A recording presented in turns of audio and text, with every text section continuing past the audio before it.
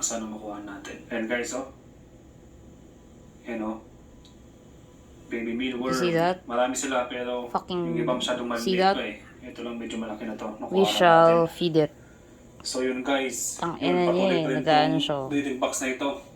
O, naipit Para na. ko patayin na eh. So, Naipit siya. So, ililipat ko muna itong mga ipapakain baby natin siya. mealworms Ngayon. dito. So, hopefully, Tapos tanggalin ko muna itong mga pinagbalatan ng carrots. Yan. Yan guys, oh. May nahanap ako na medyo malaki na. hirap talaga pag you're filming with one hand. So, please bear with me. Okay. Ang hirap. Ayun na. Ang hirap. Ang hirap. Ang hirap. Ang film with one hand. Pinagsa Okay. pagkain, patatas. So, I'm just doing this on my own because I'm not reliant on anybody to do anything for me.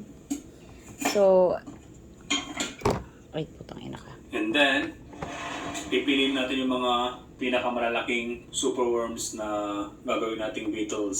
So, ito yung magiging lagayan nila. Tig-isa sila. Yan, tanggalin ko muna itong mga lumang potato at carrots. Boom. Bilis. Wala pang 5 seconds yun, guys. Nakakahilo itong vlog na to. Galaw ko ng galaw. Oh, diba? So yun, pili natin yung mga I told you. pinakamalaki. Kaya medyo takot ako dito sa isang to kasi very aggressive to eh. Nakita niyo ba yun? Yan, so Ang bilis, sa oh. pagpapapipid Isa pa. ng superworms guys, dapat Isa pa. Isa pa. hinihiwalay sila. Bigyan pa natin. Tig-isa sila ng kanilang mga container. Ito, patay ito. Bigyan pa kita ng isa. Kala mo ah. Yan, so tig-isa sila ng mga container kasi Tiba-tiba kung ka hindi sa sila akin. paghihiwalayin, habang yung isa guys ay nagtatransform into Ano to? pupa, maaari siyang kainin ng kanyang mga kasamahan, no? Pero ang hihiwalayin nyo guys yung mga gago, pinakamalalaki na, no? nagmumult na Kamay ko siya. na guys, ha? Malinis naman sila eh. Baka may mga mandili dyan, no? Gago naman nagmamalt ako. Okay, so anyway. Hanap tayo. Mintis. Gusto ko ng malaki. Kailangan malaki ang ibibigay ko sa'yo. Tapos So, dapat yung ito pa, container isa pa. ay may maliit na butas para makahinga naman sila. Ang hirap Then, nito, guys. Kapag ganito guys na nihiwalay na sila, papunta na sa pupa stage, hindi na nila kailangan ng pagkain, no? Kasi kung lalagyan nito ng pagkain, mas mapapatagal yung pag-morph nila into pupa. Yan. Sarap nito guys, no? Pulutan. Hindi niya na kinuha yung isang superworm. Meron na kasi siya. Shoutout nga pala kay Meron na kasi siya. So, Crispy Collies. binigay ko sa kanya yung superworm. Ready-made na exotic food. Check mo lang yung page ni Crispy Pinakain niya Collies. Sayang lang Brad, no, nung nandyan ako. Hindi ako nakatikim. If you want to see a So yun guys, superworm 58 na molting, that's what it superworms looks like. na hopefully ay mag-pipate agad. So ang date niya Nagmo-molt ay siya, tingnan niyo. 19th Let's ng watch it. December.